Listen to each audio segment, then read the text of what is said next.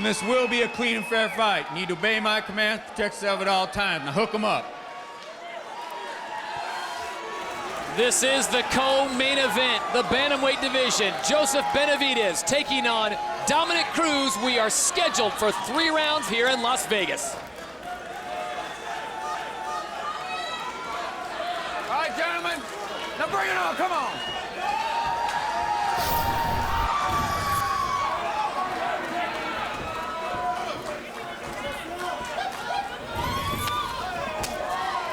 Both men extremely active early on. Frank, we can expect that for the next 3 rounds. If this fight turned out being a boring fight, I would be blown away. Neither one of these individuals, I think, is even capable of fighting in anything but an extremely exciting, fast-paced fight.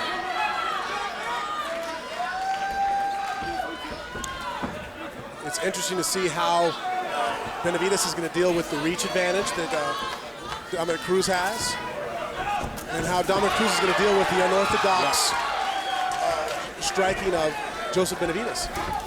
Oh, wow! Dominick Cruz took him to the mat, but did not seem to pounce. Just kind of. Well, it was kind of difficult there because Joseph Benavidez, even though he did get, got taken down there with the shot, up fast. He pivoted across his shoulders, completely did a 360, and came up to his feet. He's a very hard individual to really get a beat on. He does things, again, when you're watching, you would say that's not conventional, you wouldn't do that maneuver, that's not the proper way, but he does it and does it very effectively. He switches stances mid-strikes, which a lot of gyms tell you, no, that's not the right way to do it, but he's a top-level fighter. Look at the flurry that Benavidez brings. You can't ever say this guy's doing anything wrong. It's hard to argue against it. He went to the guillotine attempt there, gave Dominick Cruz an easy top position. And an interesting twist of fate, as you pointed out, Dominick Cruz dropping down from the featherweight division, 145s, to fight in the 135s here in the bantamweights.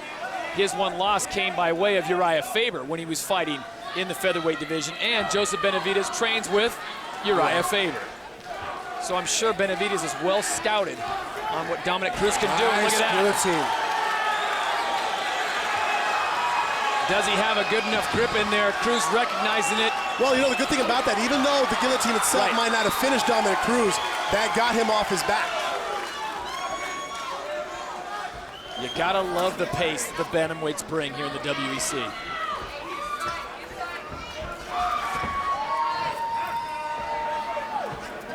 I've always been a big fan of Dominick Cruz's footwork here. I really enjoy watching how he uses his, switch stepping back and forth to evade and be very elusive.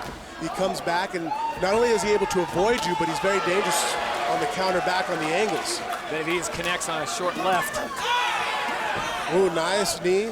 Right after, though, he caught a good hook punch from Benavidez. And there's the reach. You saw that. Yeah. Joseph Benavidez felt he was safe at that distance. And Dominick Cruz uses superior reach to fire a nice straight right hand. Not a real hard shot, but a nice snapping contact. Nice Dominick Cruz is a great boxer. I mean, he has great boxing ability. Both these guys' hands are extremely fast. The only disadvantage that really Joseph Benavidez has is just the physical one of the height. And not that it's necessarily a disadvantage, it's an obstacle. There's different pros and cons to everything. Obviously, in a wrestling match, a lower center of gravity is helpful. Wow. Again, the takedowns, I thought Dominick Cruz would have a much more difficult time taking down Joseph Benavidez. He's obviously not holding him down, but just the takedown itself, actually, that impresses me. Well, you'd have to give the wrestling nod to Joseph Benavidez as a state wrestling champion. Dominick Cruz more of the boxer, but very good conditioning by both men. Wow. Look at this. That was using his height. They had a great body lock. Look how hard those, Joseph Benavidez he gave him his back. Yeah, but I don't think he's going to be in that position now.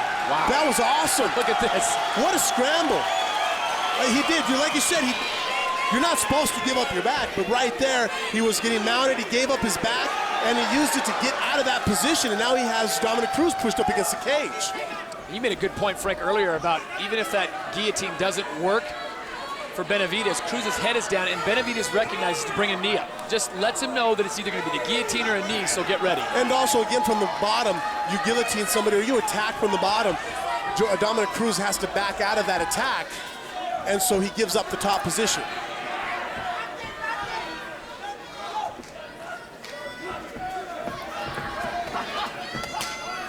Coming up on 10 seconds remaining here in round number 1. We are scheduled for 3, Benavidez and Cruz, and we will see a second round from Las Vegas when we return.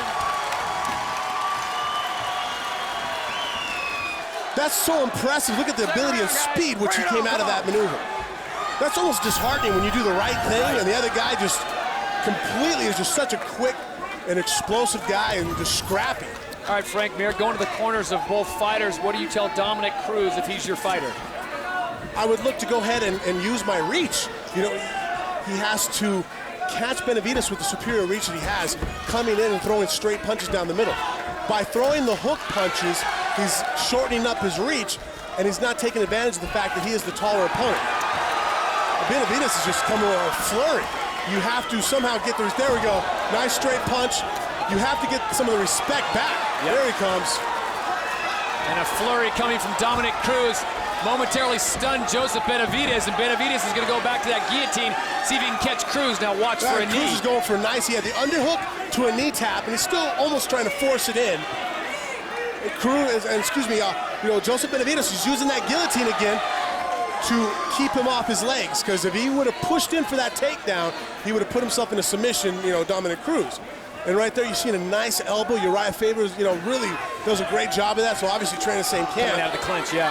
He keeps you pushed up against the cage like Joseph Benavidez did right there, and then releases the pressure and fires a chopping elbow over the top. Well, you talk about Urijah Faber, who's in Dominick Cruz's corner tonight. Joseph Benavidez's corner tonight. What do you think Urijah and his camp, Master Tom, told Joseph Benavidez? Keep doing everything you're doing? Really, honestly, he's doing an excellent job. He has such a fast pace. Coming forward, he's landing the shots. Just at this point in the fight, you just tell your guy simple things, chin down, hands up. Really, I feel he's doing everything correct for his style of fighting. He's being overwhelming and coming forward. He's a tough kid to fight, Frank. We talked about it as Dominick Cruz comes with a flurry. Nice big combination with a knee to follow. And that is something we didn't know we'd see. Cruz being able to take down Benavidez that effectively. In a wrestling match, it might not have happened. Joseph Benavidez is the better wrestler, but this is MMA. The fact he had him rocked with punches, he's coming through, that allowed him to get the takedown. So now, but he needs to do something with it. He needs to attack his neck, attack his arm. Just sitting there and getting the takedown, yeah, see. But he scored points with it. Right. It's hard to take advantage of this. Joseph Benavidez is a hard individual to fight and train for. Well, he's so unorthodox the way he attacks. Yeah, attacks, his defense. Yeah. He's high intense, he's in great shape, and he's some great scrambles. Though I think that Joseph Benavidez, he caught him with a hook, though, there. Benavidez now with a single, trying to do something with Dominick Cruz, trying to neutralize that reach and height advantage.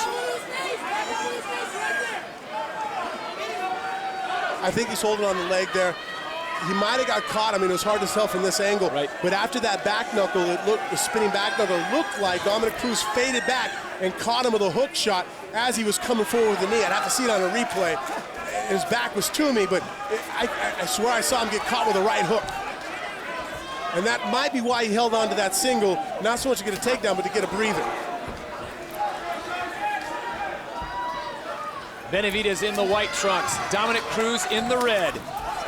And Cruz doing a little Benavidez there, changing angles, coming at him a little unorthodox. Yeah, Cruz is starting to sway and do better on the stand-up, I think, taking over the fight in that aspect. The shots that he's landing, Dominick Cruz, seem to affect Joseph Benavidez more than the shots that Joseph Benavidez is landing. Wow, that was some slick.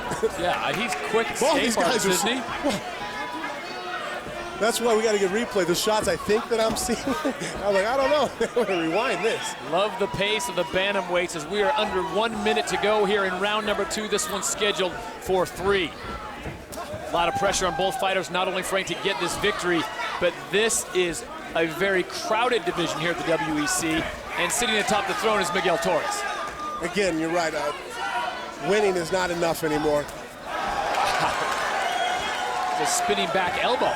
He was so close in proximity to Cruz. I think that's what he's been trying to set up a lot. He did that a little bit earlier, but it seems like he looks like he fakes the shot, lowers his stance, maybe to get you to lull you into dropping your hands. Wow, nice takedown by Dominick Cruz. Dominick Cruz is wrestling, that's great how he's using his striking and wrestling and tying it together to get these takedowns on Joseph Benavidez. A lot of people did not think that he was going to be able to take Joseph Benavidez down like this. We'll see round 3 when we return. Great display of offense in MMA there. Come on. This is it, the third and final round in the bantamweight division. Dominick Cruz in the red trunks, Joseph Benavidez in the white trunks. It really looks like, early on, the first round, I really felt that Joseph Benavidez' superior, speed and footwork coming forward was doing very well for him. But Dominick Cruz, I feel, is taking over this fight in the second round, landing shots that look like they're doing the most damage out of the two fighters here. Wow, two just great fighters. And with the takedowns, I have to give, right now Dominick Cruz is coming into this. This round really, I think, is going to determine who's winning this fight. But Dominick Cruz really seems on stride. Joseph Benavidez needs to do something to throw him off his game and get this back. Bit of a slip there, but Cruz pops quickly up. Benavidez tries to capitalize. This has been non-stop since the opening bell here in the bantamweight division. Cruz and Benavidez. As we've said before, this fight's so important to both of these athletes because they're trying to get in line for a very crowded shot at Miguel Torres. Still surprised, though, not to see Joseph Benavidez actually shooting a little bit more.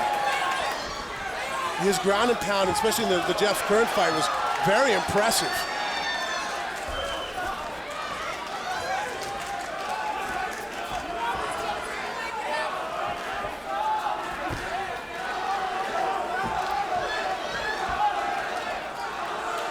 I'd like to see, and at this stage of the game still, it seems that Dominick Cruz would do well to go ahead and fire off straight jabs. I mean, use that reach advantage. He uses long punches. Wow, big kick timed perfectly by Dominick Cruz. That leg kick completely took the left leg of Joseph Benavidez away. The fact that Joseph Benavidez is able to come in like that and throw an overhand shot or a looping movement and tag Dominick Cruz is because Dominick Cruz is not taking advantage of his height and reach and attacking him and hitting him while he's farther out. Again, nice knee tap with the underhook. Did that very effective takedown for him tonight.